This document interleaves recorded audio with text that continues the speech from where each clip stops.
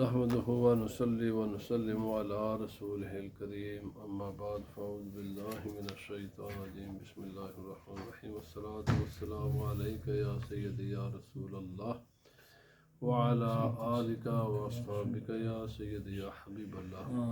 حج کا بیان ہے، کافی سارے مسائل میں نے جو ضروری تھے وہ بیان کر دیے۔ کتاب میں تو کافی سارے مسائل لکھے ہوتے ہیں، لیکن وہ چونکہ ہر آدمی کے لیے یا ہر اس کے ساتھ پیش نہیں آتے، تو اس لیے میں نے کافی سارے کئی چیزیں چھوڑ دی ہیں جو ایک عام انسان کی ضرورت ہے، میں نے وہ بیان کیے ہیں۔ تو آج جو بقیہ حصہ رہتا ہے کوشش کریں گے کہ اس کو مکمل کیا جائے۔ اگر آج نہ مکمل ہو سکا تو آئندہ تو آخری درس ہوگا اس موضوع پر، اور اس کے بعد مدینہ طیبہ کے حاضری کے بارے میں عرض کیا جائے گا۔ آدمی حج اس نے مکمل کر لیا، مینا سے مکہ معظمہ آ گیا، اب ایک اس کا واجب رہے گا، صرف طواف وداع۔ یہ جب اس نے واپس گھر کو لوٹنا ہے تو اس وقت جو طواف کرے گا اس کو طواف وداع کہتے ہیں، اور یہ واجب ہوتا ہے۔ اگر مینا سے آنے کے بعد کوئی بھی اس نے طواف کر لیا اور جس دن اس کی روانگی ہوئی اگر وہ طواف وداع نہ بھی کر سکا تو یہی طواف اس کا طواف وداع ہو جائے گا، اور اس کے لیے پھر دم واجب نہیں ہوگا۔ مثلا اگر حج کی تکمیل کے بعد مینا سے واپس آنے کے بعد کوئی ایک طواف کر لے تو ویسے تو زیادہ سے زیادہ طواف کرنے چاہیے، لیکن اگر اس نے کوئی بھی کر لیا اور جس دن روانگی اس دن نہ بھی کر سکا تو پھر بھی یہ واجب ادا ہو گیا ہے۔ لیکن بہتر یہ ہے کہ انسان سب سے آخری کام طواف کرے، روئے، اللہ سے دعائیں مانگے، بار بار حاضری کی التجا کرے، اور اس کے بعد پھر زیادہ دیر نہ ٹھہرے، پھر مکہ معظمہ سے روانہ ہو جائے اپنے گھر کے لیے۔ مکہ معظمہ میں یا مدینہ طیبہ میں زیادہ دیر ویسے بھی نہیں ٹھہرنا چاہیے، کیونکہ یہ ایک جو کیفیت ہوتی ہے یہ زیادہ دیر رہنے سے یہ کیفیت باقی نہیں بچتی۔ اسی لیے حضرت عمر رضی اللہ تعالیٰ عنہ حج کے تیسرے دن بعد درہ لے کر نا آپ کہتے تھے واپس اپنے گھروں کو جاؤ، اور یہ بزرگان دین کا بھی یہ ہے کہ بلا وجہ مکہ معظمہ میں جب حج ہو جائے تو زیادہ دیر وہاں نہیں قیام کرنا چاہیے، اور یہی حال مدینہ طیبہ کا بھی ہے، چونکہ انسان آہستہ آہستہ آہستہ آہستہ فیملیئر ہو جاتا ہے، اور پھر حرمین کیا جو اس کا ہیبت ہے اور اس کا جو احترام ہے اور اس کے جو تقاضے ہیں وہ آہستہ آہستہ کم ہونا شروع ہو جاتے ہیں، حالانکہ یہ کم نہیں ہونے چاہیے۔ جب اللہ تعالیٰ نے آپ کو کیفیت عطا فرما دی ہے تو پھر اس کو سنبھال کر رکھیں، بلا وجہ پھر زیادہ قیام نہ تو مکہ معظمہ میں کریں نہ مدینہ طیبہ میں کریں، دونوں جگہ پر ایسے ہی ہے کہ جب وہ آپ کے حج ہو گیا، سارے معاملات ہو گئے، تو آپ گھر کا روانگی ہو جائے۔ مدینہ طیبہ میں جو وہاں پر اگر 50 نمازیں آپ نے پڑھ لی ہیں، زیارت ہو گئی ہے، سرکار کے بارگاہ میں حاضری ہو گئی ہے، تو پھر واپس اپنے گھروں کو جائے۔ طواف اور اس میں جو ہے نا دعا یہ ضرور کرتے رہیں، یہ نہیں وہاں قیام نہ کریں، یہ نہیں کہ یہاں حاضری بار بار دعا مانگے۔ اللہ تعالیٰ آپ کو اس کی بار بار حاضری کی توفیق عطا فرمائے۔ اور طواف وداع واجب ہے تمام ان لوگوں کے لیے جو آفاقی ہیں۔ مکہ معظمہ کے لوگوں کے لیے طواف وداع واجب، چونکہ وہیں کے باشندے ہیں۔ وداع کا تو معنی ہوتا ہے آخری، تو وہ تو آخر نہیں ہے، وہ تو روز اندر ادھر رہتے ہیں، تو جب چاہیں طواف کریں۔ اب یہ ہے جی کہ اس کے بعد طواف کرے، آب زمزم کے پاس آئے۔ آج کل تو آپ خود وہاں سے کچھ بھی نہیں کر سکتے، حکومت کے کنٹرول میں ہے، مشینیں لگا دی گئی ہیں اور ٹوٹیاں لگا دی گئی ہیں پوری مسجد حرم شریف میں، جہاں سے بھی آپ چاہیں گے۔ وہ پہلے والا نظام میرا خیال اب نہیں ہے کہ اس کنویں کو اوپر جا کر پانی پئیں، آپ بہت سی جگہ ہیں جہاں پر یہ پانی اویلیبل ہوتا ہے، تو جہاں سے بھی ہو آسانی سے ٹوٹیاں لگی ہوئی ہیں وہاں سے ٹوٹی کھولیں اور آب زمزم شریف کو پئیں، خوب جی بھر کر پئیں، اور اس وقت دعا مانگے۔ حضرت عبداللہ بن عباس رضی اللہ تعالی عنہما سے جو دعا منقول ہے وہ یہ ہے، اللہم انی اسألک علما نافعا، یا اللہ پاک میں تجھ سے نافع علم کا سوال کرتا ہوں، ورزقا واسعا، اور وسیع رزق کا سوال ہے، وشفاء من کل داء، اور ہر قسم کی بیماری سے شفا کا سوال کرتا ہوں۔ اور یہ یاد رکھ لیں کہ نبی پاک صلی اللہ علیہ وسلم نے فرمایا، جس بھی نیت کے ساتھ انسان آب زمزم پیے گا اللہ تعالیٰ وہی نیت اس کی پوری فرما دیتا ہے۔ اسی لیے ایک اور دعا بھی ہے، اللہم انی اعوذ بک من النفاق والشقاق وسوء الاخلاق، یہ بھی دعا مانگنی چاہیے کہ یا اللہ پاک مجھے نفاق سے، برے اخلاق سے، برے خاتمے سے، برے اعمال سے مجھے بچانا۔ اسی قسم کے باقی جتنے بھی، کوئی ضروری نہیں ہے کہ یہی دعا مانگیں، یہ افضل دعائیں ہیں، اور یہ عربی میں ہے۔ اگر کسی کو یہ دعائیں نہیں آتی تو اپنی زبان میں آب زمزم پیتے وقت یہ دعائیں کرتے رہنا چاہیے۔ اور یہاں بھی اگر جو لوگ تحفے کے لیے لے کر آتے ہیں ہم آب زمزم، تو یہاں بھی یہی دعا پڑھنی چاہیے کہ اللہم انی اسألک علما نافعا ورزقا واسعا وشفاء من کل داء، اللہم انی اعوذ بک من النفاق والشقاق وسوء الاخلاق، کہ میں لوگوں میں افتراق پیدا کروں، انتشار پیدا کروں، میرے دل میں نفاق ہو، اندر سے میں کچھ اور ہوں، باہر سے میں کچھ اور ہوں، میرے اخلاق برے ہوں، میرا خاتمہ برا ہو، یا اللہ پاک مجھے تمام برے خاتمے سے بھی، برے اخلاق سے بھی، نفاق سے بھی، اور لوگوں میں یہ جو دشمنیاں پیدا کرنے والی عادت ہے، بعض لوگوں کی یہ عادت ہے ادھر بات اور ادھر باتیں کر کے لوگوں میں آپس میں لڑانا، یہ اس انتہائی کمینی عادت ہے۔ اور کوشش کرنی چاہیے کہ اللہ تعالیٰ سے دعا بھی مانگیں اور کوشش بھی کریں، یہ بھی نہیں کہ صرف دعا کریں اور کوشش کریں، کوئی ایسی حرکت نہ کریں کہ جس کی وجہ سے دو انسانوں میں آپس میں نفرت پیدا ہو۔ اپنے جسم پر بھی اس کو ڈالیں، منہ پر، سر پر، کپڑوں پر، یہ مستحب چیز ہے۔ اور سانس بھی لیں، بار بار اس کو پئیں، اور نظر اٹھا کر پانی پیتے وقت خانہ کعبہ کی زیارت بھی ساتھ ساتھ کرتے جائیں۔ یہ مستحب طریقہ ہے، وہاں پر یعنی آب زمزم پینے کا، پانی پیتے جائیں، سانس لے کر بار بار پئیں، اتنا پئیں کہ منہ آپ کے یہاں تک آ جائے، اور پھر اپنے کپڑوں پر بھی اس کو ڈالیں، سر پر ڈالیں، چہرے پر ڈالیں، اور پھر ساتھ ساتھ دعائیں بھی پڑھیں، اور ساتھ ساتھ خانہ کعبہ کی زیارت بھی کرتے جائیں۔ اس کے بعد اگر رش نہ ہو تو جو خانہ کعبہ کا دروازہ ہے وہاں جائیں، اور وہاں جا کر یعنی ظاہر بات ہے آپ طواف کریں گے، طواف کے بعد تو آپ نے وہ نفل پڑھنے، وہ تو واجب ہے، اس کے بعد کے مسئلے، تو پھر آپ، اور اب چونکہ آپ حالت احرام میں نہیں ہیں، اگر آپ کو موقع ملے حجر اسود کو بوسہ دیں، اگرچہ وہاں پر خوشبو لگی ہوئی ہو، اور خانہ کعبہ کے دروازے کے پاس کھڑے ہو کر گڑ گڑا کر وہاں پر سینہ اپنا رکھیں، اس کے اوپر چہرہ اپنا وہاں لگائیں، خانہ کعبہ کے جو غلاف خانہ کعبہ ہے اس کو اپنے اگر پکڑ سے، تو یعنی یہ ساری چیزیں جیسے انسان بچہ اپنے ماں کے ساتھ لپٹتا ہے ایسے لپٹ کر خانہ کعبہ کے ساتھ دعائیں کریں، اپنے حسن خاتمہ کے لیے، اپنی بخشش کے لیے، اپنے ماں باپ کی بخشش کے لیے، اور دیگر نبی پاک صلی اللہ علیہ وسلم کی امت کے لیے۔ اور پھر یہ کہیں کہ اللہم انی ھذا بیتک الذی جعلتہ مبارکا وھدی للعالمین،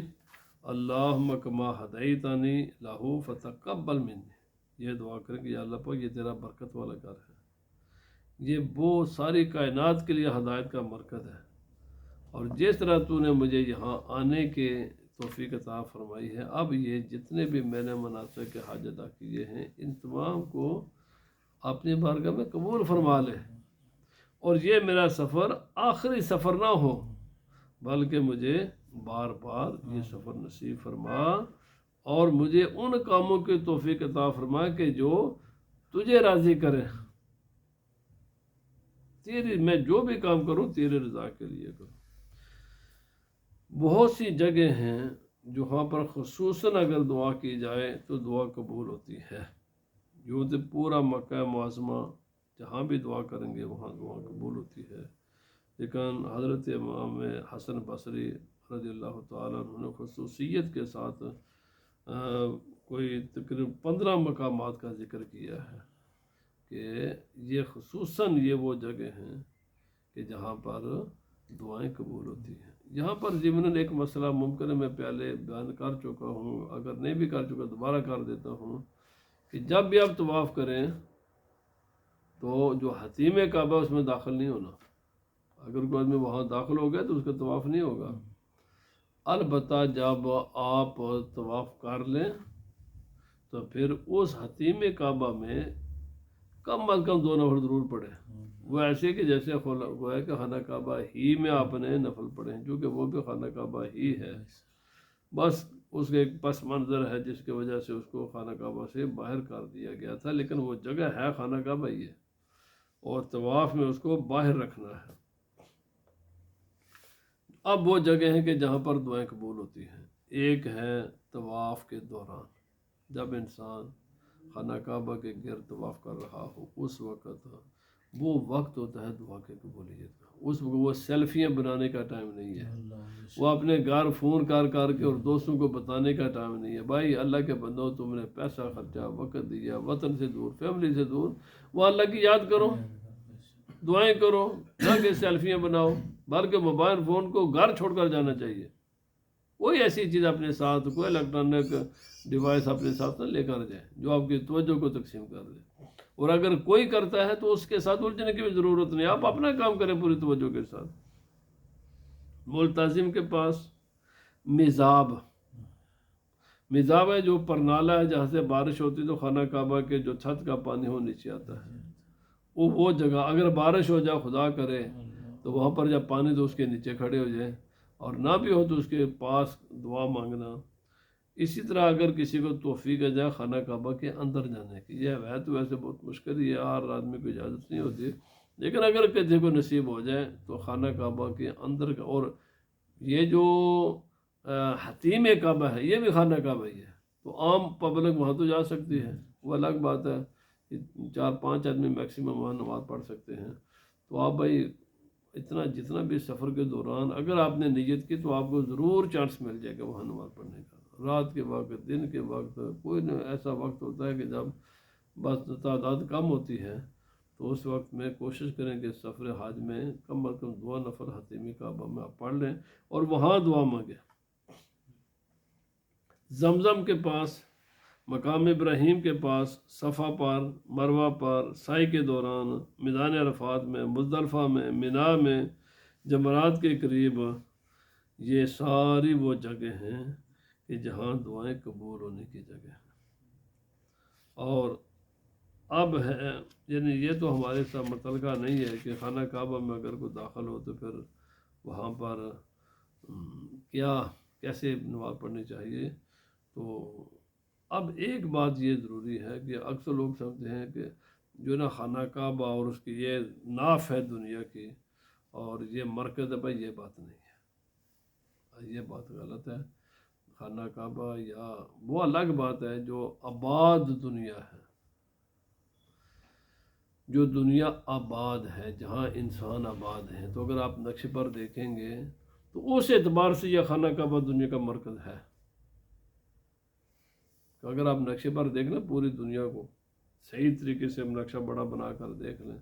تو آپ دیکھیں گے کہ جہاں انسان آباد ہے نا، اس اعتبار سے یہ خانہ کعبہ مرکز میں ہے،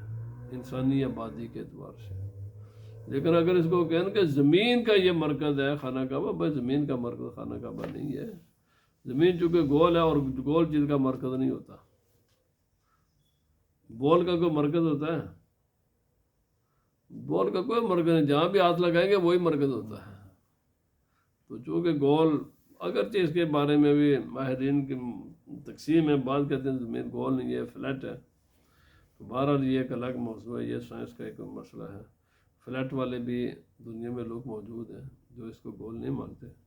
اور گول ماننے والے بھی ہیں، لیکن زیادہ رائے جو پختہ وہ یہ ہے کہ زمین گول ہے۔ تو جب کوئی بھی گول چیز ہوتی ہے اس کا مرکز کوئی نہیں ہوا کرتا، اس کا ہر جگہ اس کا مرکز ہوتا ہے۔ تو جب یہ گول ہے تو یہ کہنا کہ خانہ کعبہ دنیا کا مرکز ہے، بھائی خانہ کعبہ زمین کا مرکز نہیں ہے، البتہ انسانوں کا مرکز ہے، کہ انسانی آبادی جو ہے نا، چاہے مسلم یا نان مسلم ہو، جب اس کو آپ دیکھیں گے نا نقشے میں تو بالکل آپ کو نظر آئے گی کہ خانہ کعبہ بالکل مرکز میں ہے۔ کچھ انسان اس کے اس طرف ہیں، کچھ انسان اس طرف ہیں، آپ کو نظر آ جائیں گے، کیونکہ انسانی آبادی زیادہ تر نارتھ میں ہے، اور جہاں سے اگر ایسٹ ویسٹ کو بھی دیکھیں تو زیادہ تر انسانی آبادی ایسٹ میں ہے، ویسٹ کی نسبت ایسٹ میں انسانی آبادی زیادہ ہے، اور ساؤتھ کی نسبت نارتھ کی طرف انسانی آبادی زیادہ ہے، چونکہ ساؤتھ میں پانی زیادہ ہے اور نارتھ میں زمین زیادہ ہے۔ تو اگر آپ دیکھیں گے نا خانہ کعبہ کا نقشہ تو آپ کو ویسے نظر آ جائے گا کہ یہ بات بالکل ٹھیک ہے کہ انسانی آبادی کے اعتبار سے خانہ کعبہ مرکز ہے، کیونکہ جتنے انسان ادھر دیکھیں گے ہر طرف اس کا مرکز آپ کو جہاں پاپولیٹڈ ایریا ہیں دنیا کے، تو ان سے اعتبار سے خانہ کعبہ بالکل مرکز میں ہے۔ یہ بات کافی حد تک ٹھیک ہے، لیکن زمین کا مرکز ہے یہ بات نہیں ہے۔ جب واپس آئے، طواف کر لیا، دعائیں مانگ لیں، تو پھر یا تو ایکچوئل روئے اور روتے ہیں، جو اللہ کے رضا کے لیے جاتے ہیں نا، کوئی اور سیر سپاٹا ان کی نیت نہیں ہوتی، جو آج کل لوگوں نے ہالیڈے بھی بنایا ہوا ہے، ہالیڈے کی نیت سے نہ جائے، اللہ کے رضا کے نیت سے جائے تو پھر رونا آ جاتا ہے۔ اگر ہالیڈے کے لیے جائے، چلو ادھر نہیں جانا ہم ادھر چلے جاتے ہیں، اور بھائی اس کے لیے نہ جاؤ، نہ عمرہ کرو ہالیڈے کی نیت سے، نہ حج ہالیڈے کی نیت سے کرو۔ عمرہ بھی اللہ کی رضا کے لیے، حج بھی اللہ کی رضا کے لیے۔ ویسے نبی پاک صلی اللہ علیہ وسلم فرمائے قیامت کی نشانی میں سے ایک نشانی یہ بھی کہ یہ ہالیڈے پلیس بن جائے گا، اور آج ہمارے مسلمانوں نے بھی اس کو ہالیڈے پلیس بنا لیا ہے۔ اب میں نے اپنے کانوں سے سنا ہوا ہے، اور ایک دو کو نے میں کہیں کو سنا اصل جی اگے تہار سال ادھر جانے سے پر اس سال اصل کے ادھر چلے جانے، ادھر مطلب تو ہالیڈے پر چلے۔ اللہ کے بندے کیوں تشبیہ دیتا ہے اس سفر کو؟ باقی کائنات کا کوئی خطہ زمین ہے اس جیسا؟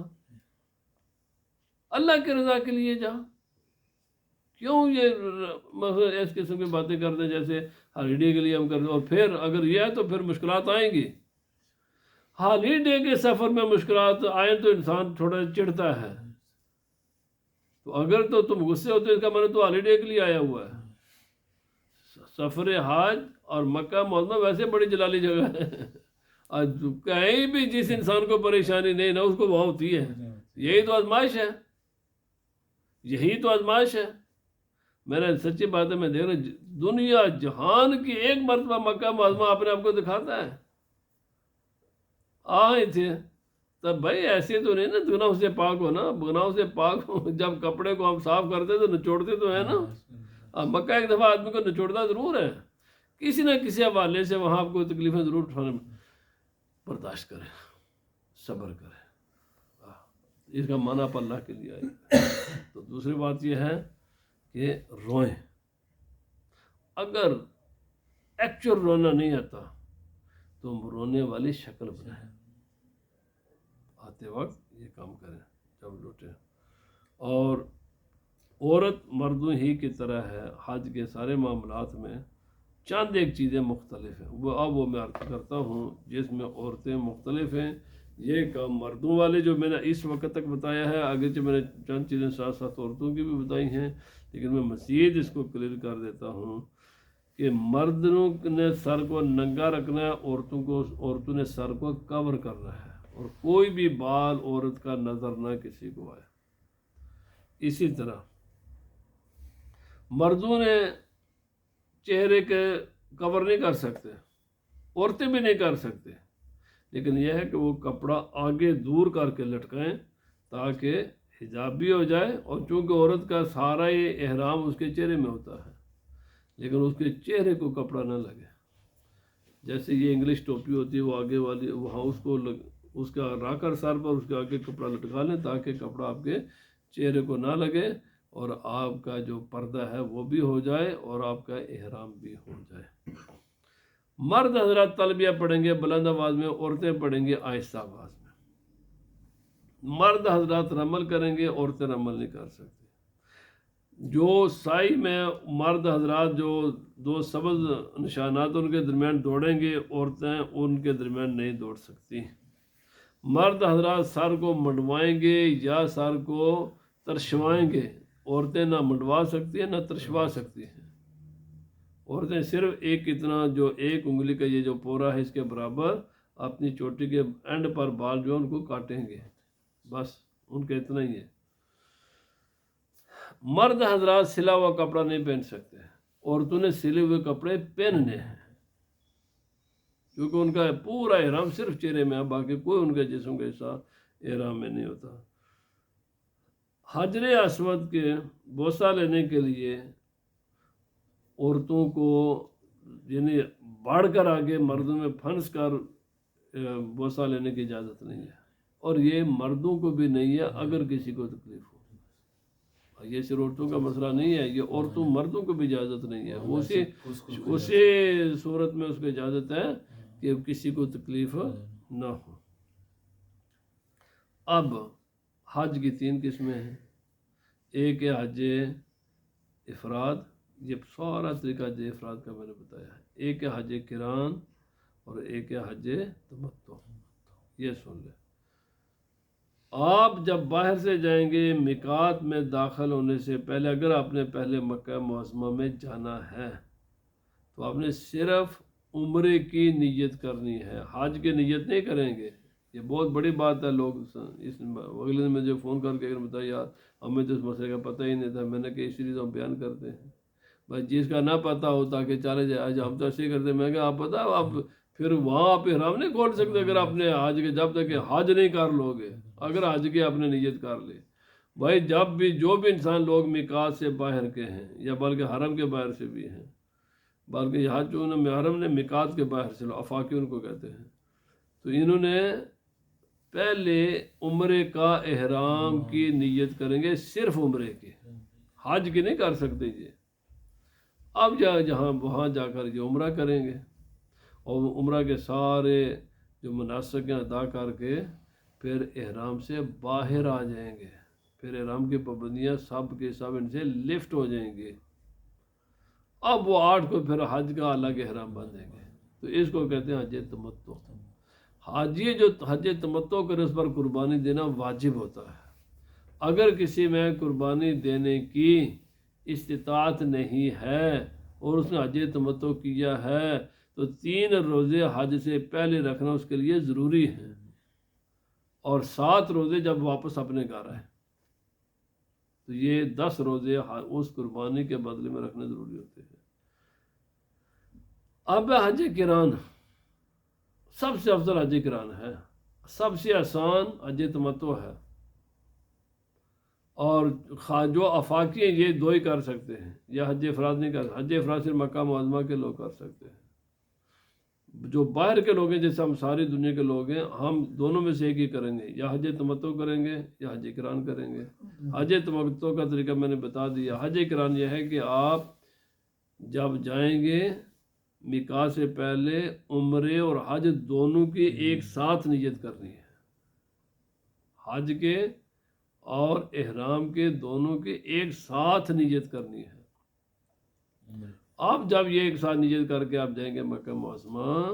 تو پہلے عمرہ کریں گے، سارے عمرہ کے کام کریں گے، ایک نہیں کر سکتے آپ سر نہیں منڈوا سکتے کیونکہ ابھی آپ حالت احرام میں ہیں،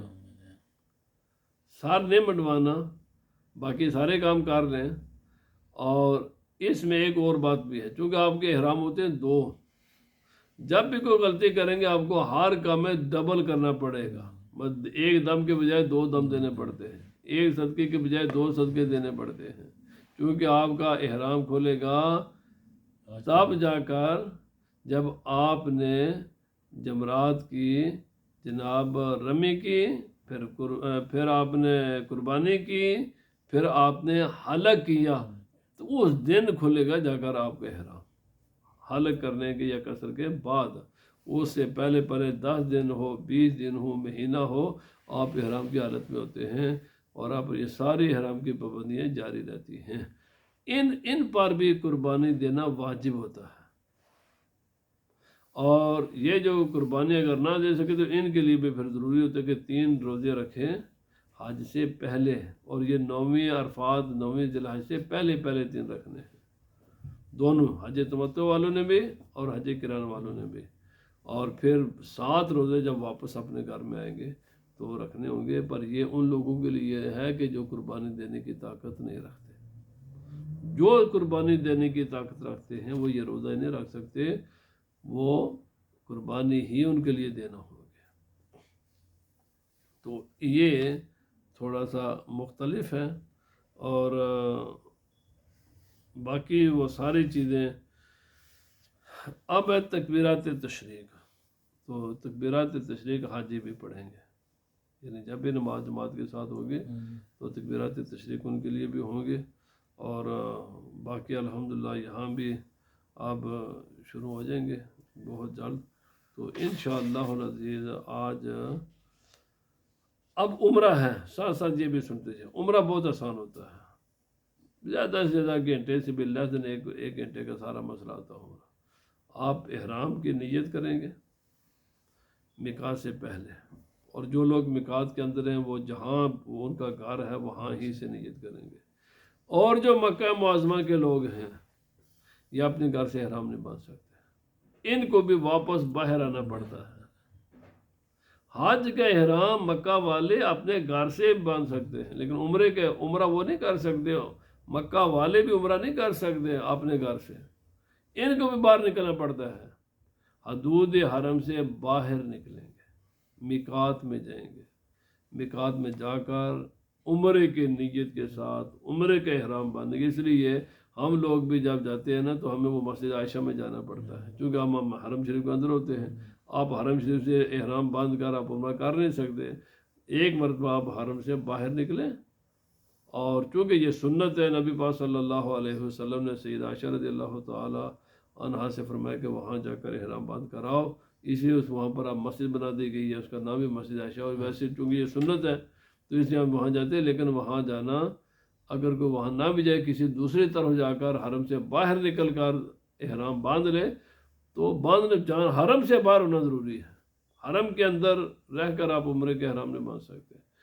کسی ایک طرف جہاں بھی جائیں، آپ جدہ آ جائیں، جدے کا آ کر احرام باندھ لیں، کیونکہ جدہ حرم سے باہر ہے۔ اسی طرح میدان عرفات میں چلے جائیں، میدان عرفات بھی حرم شریف سے باہر ہے، اور وہاں سے احرام باندھ کر پھر واپس ہے مکہ معظمہ میں۔ جو حرم ہے بعض جگہوں سے 3-4 میل خانہ کعبہ سے باہر ہے، کہ بعض جگہوں سے 12-13 میل دور ہے، مختلف ہے۔ تو یعنی خانہ کعبہ سے حرم شریف کی حدود چاروں طرف برابر نہیں ہے، بعض طرف سے زیادہ ہیں، بعض طرف سے کم ہے۔ تو آ کر خانہ کعبہ کا طواف ہے، 2 نفل طواف کے پڑھنے ہیں، اللہ کرے آپ آب زمزم بھی پی لیں، صفا مروہ کے درمیان سعی کریں، اور اس کے بعد 2 نفل پڑھنے افضل ہیں، ضروری نہیں ہے، یہ بھی افضل ہیں، پڑھ لیں تو بہت اچھی بات ہے، نہ پڑھیں تو کوئی حرج نہیں ہے، حلق یا قصر کرانا، بس آپ کا عمرہ ہو گیا۔ عمرہ اتنا ہی ہوتا ہے، خانہ کعبہ کا طواف، 2 نفل طواف کے، صفا مروہ کے درمیان سعی، اور بال کٹا دینا، عمرہ اتنا ہی ہوتا ہے۔ تو الحمدللہ ثم الحمدللہ کہ اب یہ حج کا بیان طریقہ، یہ ساری چیزیں سب ہو گئی ہیں، اور سب سے افضل دن کون ہے یہ بھی ذرا میں عرض کر دیتا ہوں کہ سب سے افضل دن ہوتا ہے جمعے کا دن ہو اور 9ویں ذی الحج ہو۔ اس دن کا حج 70 حج کے برابر ہوتا۔ الحمدللہ جب میں نے پہلا حج کیا تھا تو وہ ایسے ہی تھا، اس دفعہ بھی میرا خیال ایسے ہی ہو رہا ہے، اس دفعہ جمعے کو دن حج ہوگا تو حج سب سے افضل دن یہ ہوتا ہے، اور 70 حج کے برابر ہوتا ہے یہ ایک حج جو جمعے کے دن کیا جائے۔ اس کے بعد ہے مکہ معظمہ میں رہائش رکھنے، اور کرایہ وغیرہ دینا.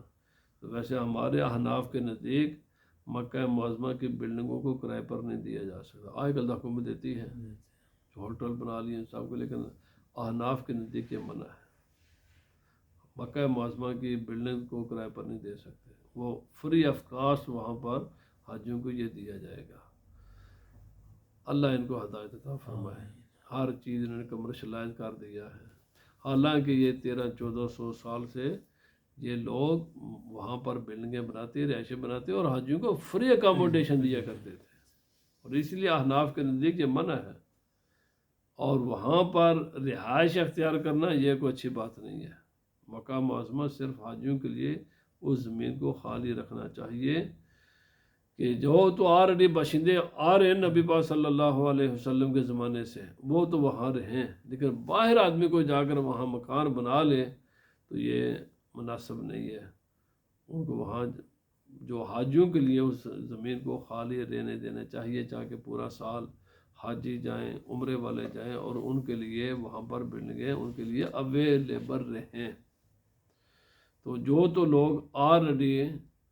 بیفور اسلام سے وہاں موجود ہیں اور نسل در نسل آ رہے ہیں، ان کے لیے تو یہ مکروہ نہیں ہے.